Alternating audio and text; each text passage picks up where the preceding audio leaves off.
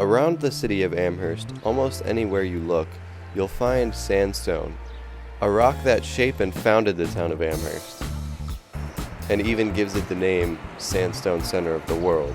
However, the story of what happened to the quarries seems to be mostly lost to the sands of time. What is the story of the Sandstone Center of the World? In order to find out the answer, we have to go back 150 years. In 1871, a massive fire ravaged the city of Chicago.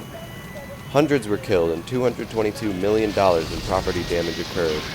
300 miles east, a small town of just 1,400 was beginning operations of its earliest sandstone quarries. Really, the stone can't be found anywhere else in the world, and it's got some very desirable properties, and you cannot get it anywhere else. So once they figured out what it was capable of, that's when the quarry started up.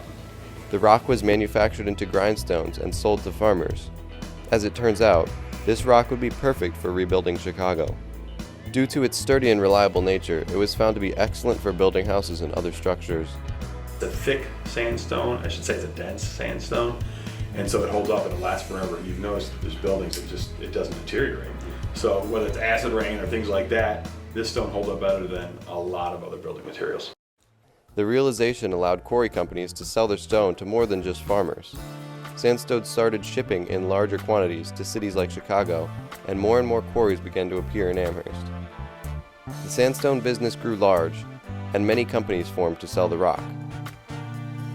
And just as quickly as they arrived, they disappeared.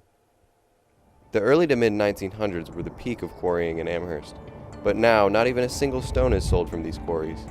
Concrete, glass, steel, those types of building materials took over as the primary building materials, and obviously with that happening, the demand for stone got less. At that time, there wasn't the new technology to allow the stone to be quarried efficiently, so the company essentially ran out of money at one point. But the now dormant industry left in its place a legacy. The Buckeye Quarry is the largest sandstone quarry in the world. Located off of Quarry Road, it's clear to see that the quarry has an immense presence on the landscape. But it's hard to tell that it really is the largest. The truth lies below the surface. We see the top 40 feet of the quarry, the section which hasn't been flooded by rainwater. But the quarry continues into the earth another 200 feet. The visible portion of the quarry is only 1/6 of the entire quarry. And this sandstone has been sent across the nation and used in famous architecture everywhere, including the Guardians of Traffic in Cleveland, the namesake of our baseball team.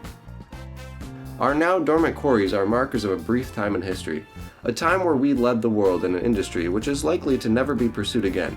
We officially carved out our spot as the Sandstone Center of the World.